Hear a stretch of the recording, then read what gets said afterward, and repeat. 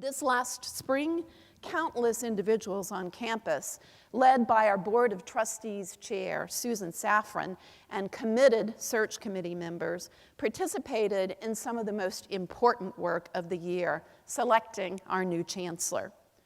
Following a comprehensive national search, the committee screened numerous applications and presented a strong slate of candidates. Dr. Chancellor-Gilliam emerged as the final candidate. Many of you have read his biographical information. Some of you have had an opportunity to meet him. I would like to highlight for you today, briefly, just a few of his accomplishments. Dr. Gilliam, a longtime UCLA professor of public policy and political science, was dean of the Lufkin School of Public Affairs since 2008. As dean, Dr. Gilliam focused on establishing UCLA Luskin as a leader in finding solutions to society's most pressing problems, from juvenile justice to drug policy, from child welfare and health care reform to transportation and the environment. Under his leadership, the Luskin School launched major administrative and educational initiatives, ranging from an ambitious centennial fundraising campaign to strategic planning initiatives and programs in global public affairs, leadership, digital governance, and inequality. Dr. Gilliam earned his bachelor's degree in political science from Drake University and holds master's and doctoral degrees in the field from the University of Iowa. Early in his academic career, he taught at Grinnell College and the University of Wisconsin-Madison before he joined the UCLA faculty in 1986. Twice nominated for UCLA's prestigious Luckman Teaching Award, Dr. Gilliam has also taught at the University of Dar es Salaam in Tanzania, and he was a visiting scholar at Brandeis University. In addition, he taught at Fisk University, Middle Tennessee State University, and with former Vice President Al Gore at Columbia University. From the moment he was selected, Chancellor Gilliam began to engage in the life of UNC Greensboro. I have been honored and excited these past weeks to get to know him a bit and begin to work with him. I know that under his leadership, we embark on an exciting new era, and it is my distinct pleasure to now introduce Chancellor-Elect Dr. Chancellor-Gilliam.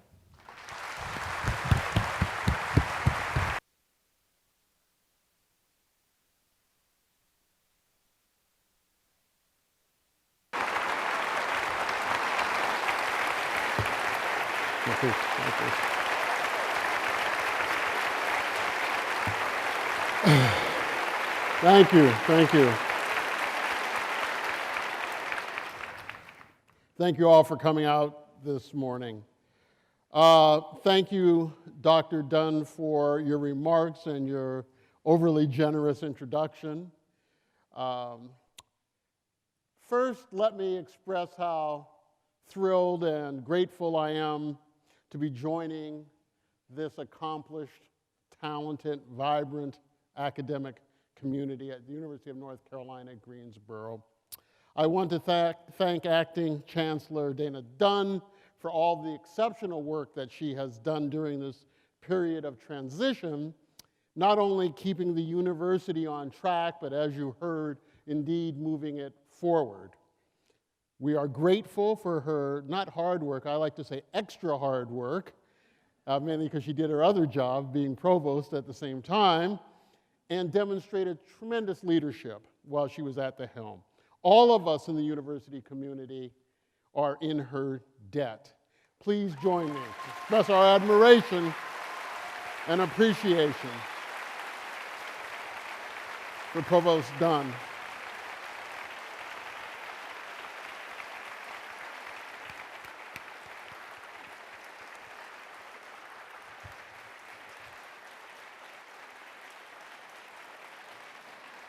You really deserve it. She really deserves it.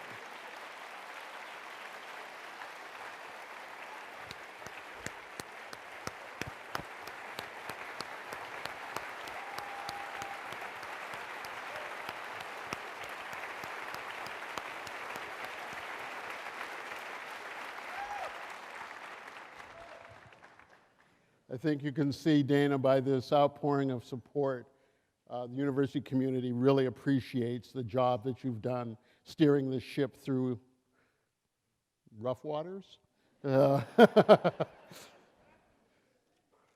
And indeed, getting us safely to harbor. I also want to thank all of the other exceptional campus leaders who have led this great university all the way back to Charles Duncan McKeever, but also more recently to Chancellor Linda Brady. All of these academic leaders have contributed to what this campus is today, and I am acutely aware that we are building on that legacy and building on those accomplishments. We are standing on their shoulders, and this is a legacy that we must continue to recognize. As with Dr. Dunn, I'm happy that we have a number of guests here today, ranging from the University of North Carolina System, General Administration, as you all call it. I've been part of a constituent campus system for almost 30 years, so I know how important it can be to have guidance and stability out of the general administration. Our Board of Trustees members are here. I'm thrilled about that. Other university boards, key community stakeholders, elected officials.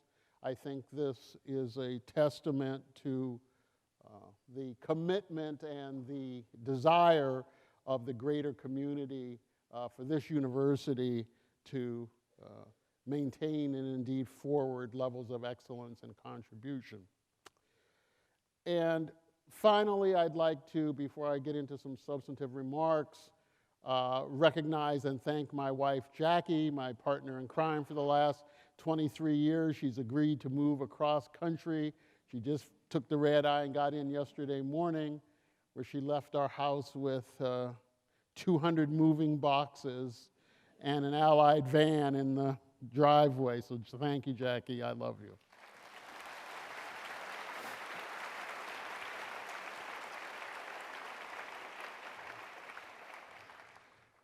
Well, I can't really address the state of the campus, at least looking backwards, and I think Provost Dunn did a great job of that. But I'm going to talk about it from a 30,000-foot view of a newcomer, and then talk a little bit about what I see for the future. The core mission of the university is quite simple. It's to educate our students, it's to contribute high-quality research, and it's to engage our community. This is a boilerplate mission. Almost every university says that. But if you take a deeper dive here at University of North Carolina at Greensboro, it reveals that we have really several unique aims, and I want to just enumerate them. We are a student-oriented campus, and this I've learned, and I think this is marvelous. But we also have a focus on lifelong learning, and I think coming from a large research university where sometimes I think you can lose the sight of the fact that we're here to educate young people. Nonetheless, we are a high research institution, but we take seriously the idea that research must impact the lives of our community and of our students.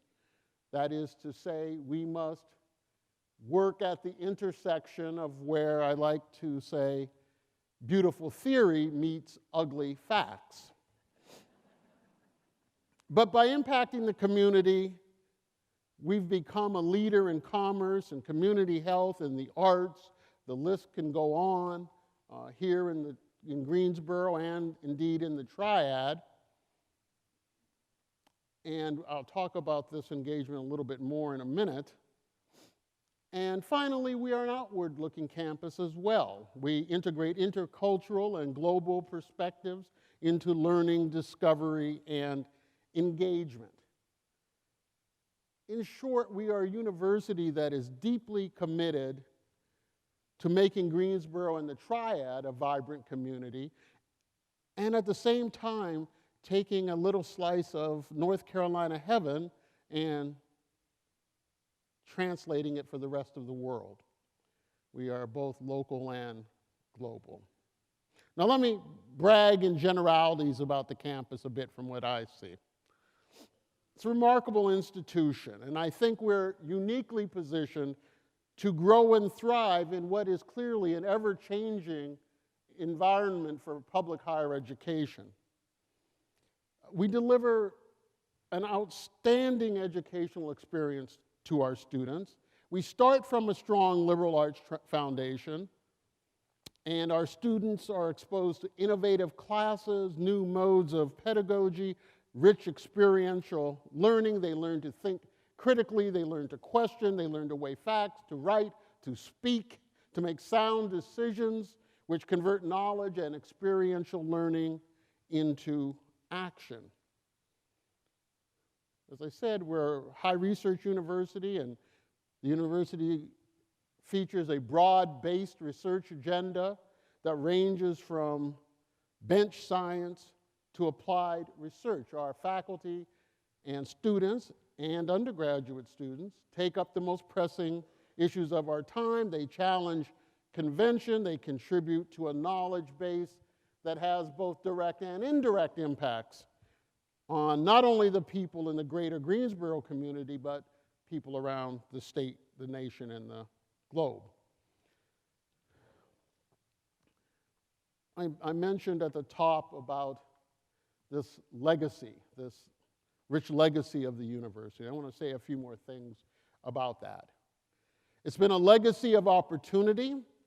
It's been a legacy of engagement with the community, and it's been a legacy of a commitment to social justice, in particular, the ways in which social justice speak to the rate and nature of social change. Let me try to unpack that a bit. During the so-called early days as a women's college, a time clearly when society placed limits on its expectations and opportunities for young women, our graduates thrived. They made their mark in the broader society, in science and business. They went on to write great novels. They worked at NASA. They created highly successful businesses. In short, this 75-year period, roughly, when this institution was a women's college, was really all about providing opportunity, allowing people with the talent and drive to thrive in an environment where they were valued. And I think it's this legacy that we build on today. Provost Dunn said that we have 1 million student hours, I think is what you said, of community involvement annually. Every day, our students, our faculty, our staff are involved in community life. And in doing so, work toward ensuring opportunities for all of us. This is the legacy. It's access, opportunity, achievement. That's the equation. And it goes to the benefit of the entire state. It goes to the benefit of everybody. And we see it in our strong and accomplished alumni base. I've been getting to know some of the alums over the last 3 months or so, and they are people who have contributed in all kinds of significant ways to not only the university, but to the broader community. And while there was, Provost Dunn talked about the celebrated alums who've been in Tony-winning plays or Oscar-nominated films, there are many of our alums who pursue excellence in fields for which there are no star-studded galas. At least I don't know that social workers and small business owners and public school teachers and counselors and nurses have star-studded galas at any rate. But perhaps most importantly, our alumni stay in North Carolina. And this is extraordinarily significant. It means that we are building the human capital of the state and particularly of the Triad region. And that is extremely important, and that is why we must continue to invest in public higher education. It's to the benefit of us all, not just a few.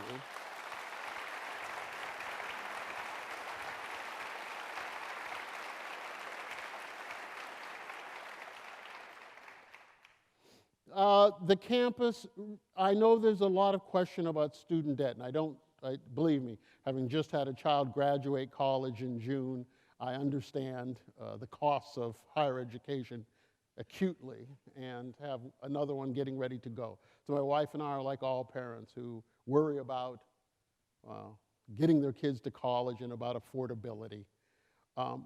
This university remains relatively affordable, particularly given the educational product that we deliver in return. Nonetheless, we are focused on doing all we can to reduce the debt burden for students and families. We will certainly seek external support. I think in fact, perhaps biggest fundraising challenge is to find resources for student fellowships and scholarships. For those of you who can help, it's extraordinarily important that we find ways to ease the burden of student debt. And there's a real important reason for this, because the nature of student debt has an impact on the kind of professions that students choose. Right? And there are lots of things that don't pay well or pay highly, but that we need to make the society work. I just was treated to a presentation by folks at the UCLA Medical School, for example. I know we don't do medicine, but I'll use this to give you some taste of what it is. So what's happening in medical schools where students come out with $300,000, $400,000 worth of debt? Gee whiz, guess what specialties they're going into? Plastic surgery, right? Oncological work. Guess what they're not going into? Family medicine, pediatrics, internal medicine. This is just to give you an example of the way that the student debt load can have an impact on the very jobs that people seek and provide to the broader community. So one of the things we will pursue with vigor is support for student fellowships and scholarships. We are a diverse campus, not only in terms of who our students and faculty and staff are, but what they do and how they think. We do this in what my wife and I are learning is a beautiful and safe and idealistic, or, well, we'll see, I guess. But it's a beautiful setting. And I remarked to my wife, we were being driven around, I guess one of the later times we were being driven in a golf cart around the campus. And you know, when you come in an interview for a job, they put you in a building and people run in and see you, and that's all you sort of see. But I went around the campus with a student actually took us, and she drove us to all the places, and I said to my wife, boy, this is a beautiful campus. It's much more beautiful than I thought, and I just thought it because I'd sat in a building. So we have that going for us. As Bill Murray would say. Still, any number of issues complicate us achieving our goals. And let me just name some of them, and they're fairly obvious. At the contextual level, we know that sea change developments in areas such as globalization, the digital revolution, the nature of the American and the world economy, questions about governance, the quest for peace, the interplay between collective and individual freedoms, all of these things form the backdrop against which our work is conducted, and we have to be aware of, responsive to, and strategic about those changes. Now, most higher education institutions are faced with increasing competition from for-profit and online providers. And the upshot is that critics question the value of a traditional university degree. I read an interesting article in Forbes here just recently. Actually, my wife passed it on to me. And they were interviewing Silicon Valley HR people and executives. And guess who they wanted to hire? They get their engineers and computer science people. But increasingly, they were turning to students from the liberal arts because they found that being able to read, to write, to talk in public,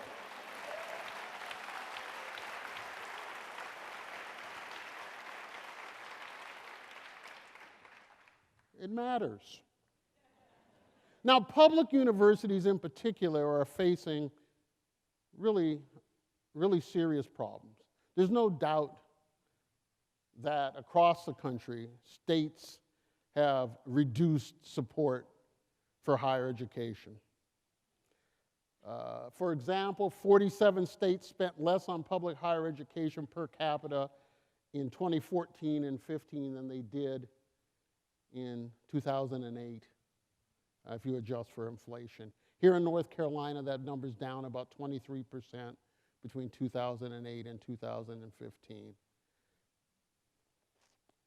Declining state support is a reality. It's, as some people say, the new normal. Now, I can stand up here and make philosophical, ideological, and common sense reasons why it's a mistake, and I suspect over the years I will.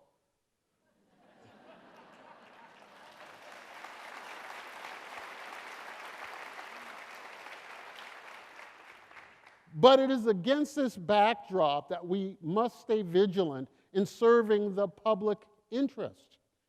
We must ensure that providing access to quality higher education for all qualified students, irrespective of background or personal means, is central to our efforts. Even though the state isn't investing on us as much as they used to, we have to invest in ourselves more if we want to continue to provide opportunities for everybody. And as I sort of just implied, I will be an advocate for this university and for public higher education in this state. And I think there's a compelling argument to be made that the ROI of this institution is higher than a lot of other investments a state might make. Now, these challenges are non-trivial. They're serious. But I'm confident that together we are equal to the task. Now, let me talk a little bit about how I think we ought to approach this. Provost Dunn talked a lot about what we've done in the last year, and I want to talk about how I'm thinking about what we do in the next year and the coming years. I'm going to do what they probably told me not to do, which is get away from this podium.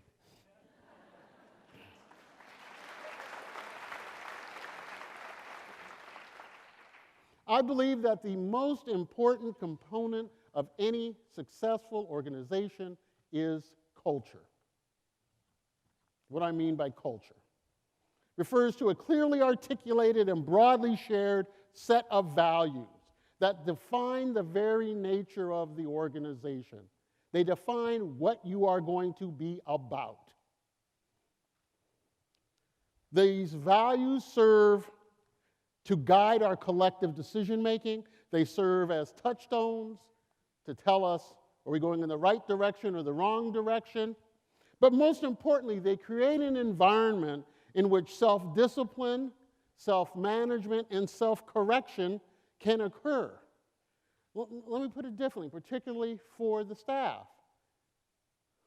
If you empower people, if people understand these values, then they're able to self-correct. They don't have to have somebody from on high beating down on them every day. You self-correct. Why? Because you look at the touchstones and go, gee, we're not going that way. We're going the wrong way here, right? You can self-manage your work. And I've seen this work over my 33-year public university career. So what values are important to me? And what values do I think ought to be important to this university? Let me articulate 5 or 6. The first one, shared fate. We have a shared fate. We just do. What happens to me matters for you. What happens to this woman over here matters to the guy next to her. What happens in one unit matters for another unit. If the university gets better, we all do better.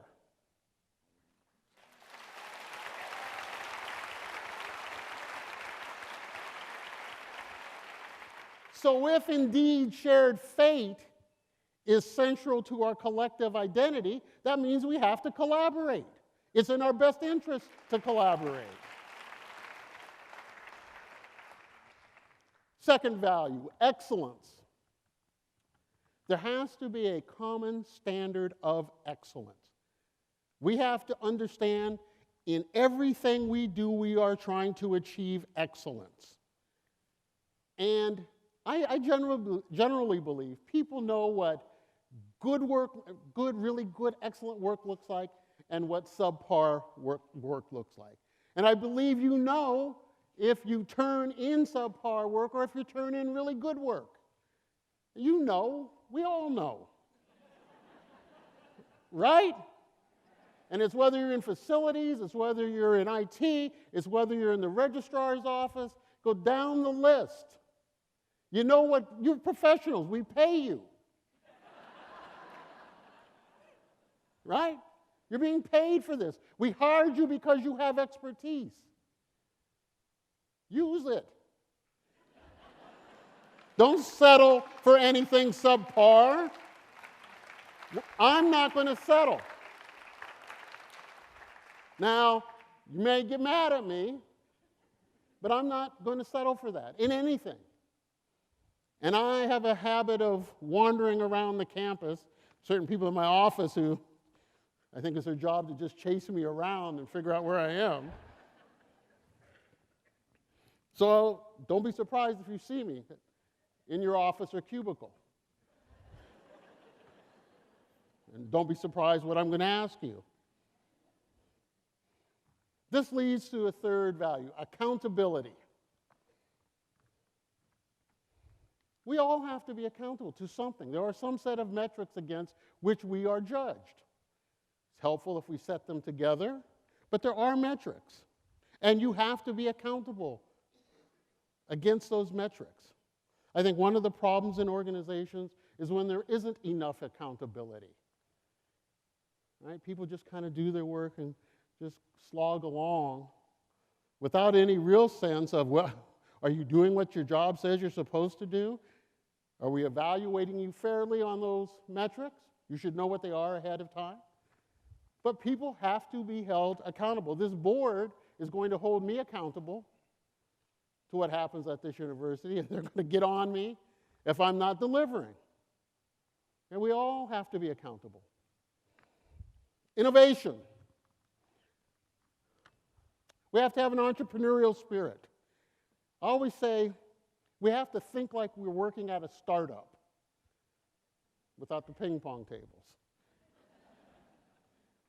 We have to innovate. Now, actually, I don't quite believe what the tech people believe, right, which is they want you to fail as fast as you can, right, so you can iterate and get to the right answer. I'm not quite there yet.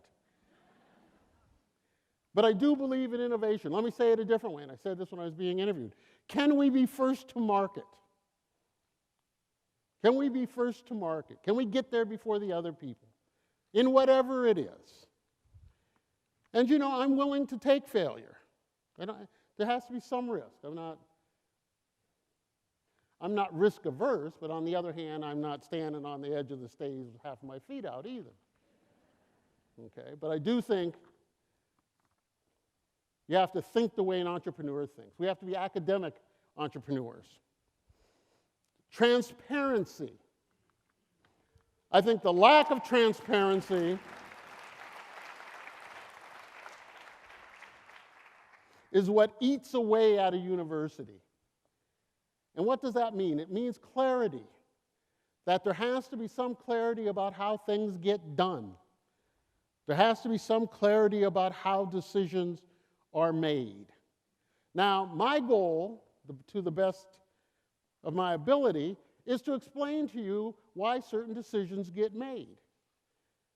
And at the end of it, you will see that we've come to a reasonable outcome. You may not agree with it. It may not be what you would have done, but you will not be able to say it's unreasonable, that it is specious, that it is capricious, that we just made it up or stuck our finger in the air. Right? You don't have to agree. We're big kids here. You're going to agree with us sometimes, and you're not going to agree with us other times. But my hope is that all the way through the organization, there is a clarity in such a way that people can see how decisions get made. The thing that kills universities is when what I call campus myths get developed. There are these myths about how certain decisions get made, right? Well, you know, they knew that the guy was his brother-in-law, or this group's in favor and that group's not. And most of the time I've learned these campus myths aren't true, but it doesn't matter because people believe them to be true. It is insidious. It rots the organization. And so we're going to try to be as clear as possible and try to encourage clarity. Inclusion.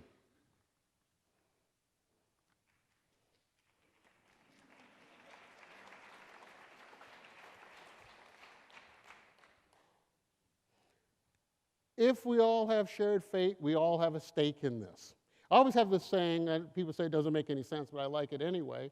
It's called, good ideas don't know where they come from.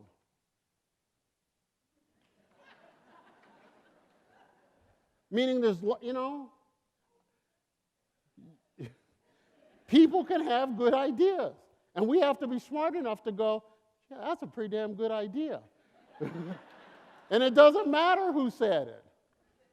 Representative Johnson, if you come up and say, well, that's great, you're a member of the legislature, we believe you're going to have good ideas. But if somebody from facilities catches me around campus and goes, I've been thinking about this, and we should be doing this, right? It'll save us in our water bill or whatever it may be. And then I say, geez, I might go to the head, hey, this guy I talked to says we should be doing this. Is that true? Do we have any evidence for that? If it's a good idea, it's a good idea. It's a mistake on our part not to acknowledge a good idea. So you have to be inclusive in decision making, in communications, in hiring. And finally, my last value, it is one that I was asked about at a new faculty orientation the other day. And it was about, the question to me was about work-life balance, a modern term. And my answer to that is a very simple thing. We should have fun.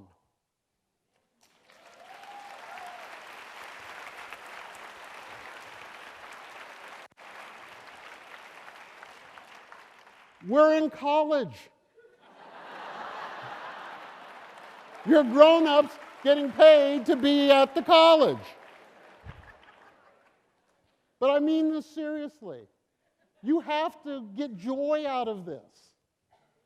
We have to find ways on this campus. It's the worst thing in the world to go to a place that you hate, a job. I mean, I'm being serious. You want to come, you want to have fun, you want there to be some joy in this. You want to feel the joy in what we can accomplish together. This is serious business. People are trusting us with their kids. So I take that seriously. Don't get me wrong. I take all this deadly serious. But I also realize that we have to find ways to sustain ourselves. By the way, none of this is on the speech that they're getting. So I'm sorry.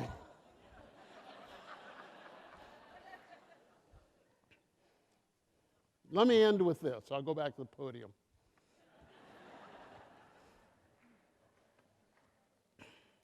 I need your help. I need your help.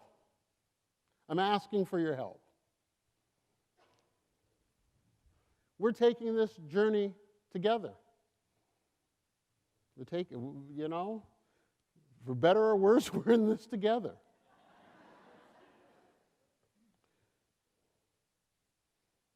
I need your help. We have to be able to tackle these challenges as an informed, coordinated, dedicated team. People get tired, I'm an old jock, and people get tired of my sports metaphors. But one of the values of athletic competition that is so important is this idea of teamwork. And to put it in a more highbrowed way, a professor at Yale, Halford Luckout, said, "You can't render a great symphony by whistling a solo." Teamwork. I want to thank you for your attention here today. I want to thank you for the warm welcome I've received. It's been great, quite frankly, more than I did. In Los Angeles, if you're the president or chancellor of a university, nobody cares.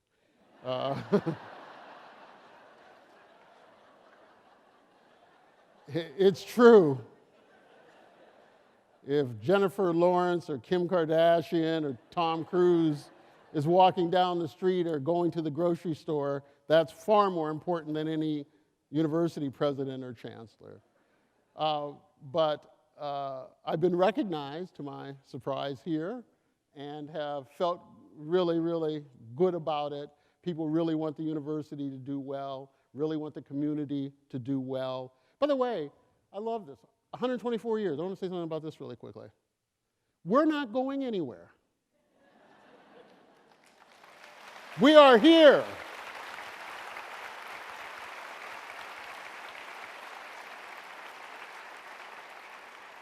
That's remarkable. We are part of this community. Our fate is tied up not only with each other, but with the fate of the greater region. We provide the human capital. We provide the folks who work here, who pay taxes here. So I'm thrilled that we've been warmly welcomed. My family and I have a 17-year-old son. He's not so, he thinks it's a little odd that his father gets recognized in restaurants because I'm not Denzel Washington.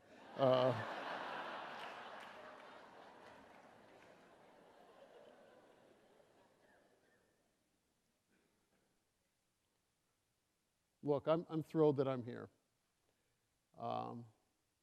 I want this to be a great university. I want all of the thing. You take jobs like these because you want to see other people succeed. You know, I've had an academic career. I've had people noodling my equations, and I've done all that. That's great, and faculty in the room, please continue on. But for me personally, the thrill I get is when the organization succeeds, when other people succeed, when they're able to reach their potential, to go even higher. That's what turns me on, and that's what I'm here to try to do. My family and I look forward to becoming part of the Greensboro community of, thank God for GPS. Now I'm honored, I'm sure I've talked too long, but you know, if you give a faculty member an open mic, probably half the people in this room probably have a good 90 minutes in them with no notes. So I'm no different. I'm the median faculty member. But I'm now pleased to really introduce somebody who's really become a good friend and trusted confidant. Susan Safran is the chair of the UNC Board of Trustees. I got to know Susan well. My wife and I did during the search process. And since I've been named chancellor, Susan has become a sort of consigliere. She is very knowledgeable about this university. She's an alum, School of Nursing, but she's very knowledgeable about politics in the state of North Carolina. I think the university is tremendously lucky to have her as a board chair. Please join me in welcoming Susan Safran for some closing remarks.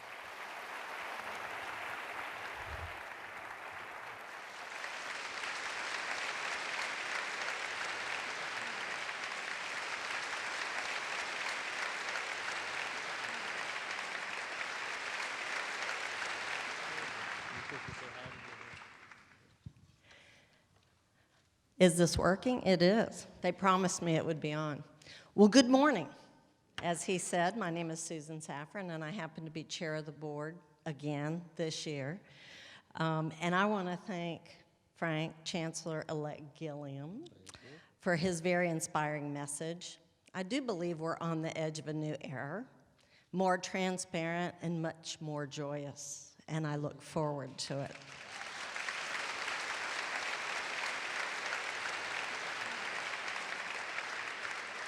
Chancellor Gilliam, I just want to say on behalf of the faculty, the staff, the students, the trustees, welcome to UNCG.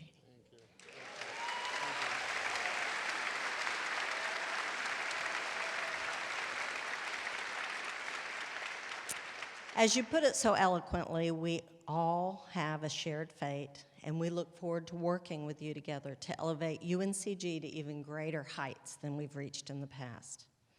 We are also very delighted to welcome Jackie, who is here with us today, and we welcome you to the UNCG family.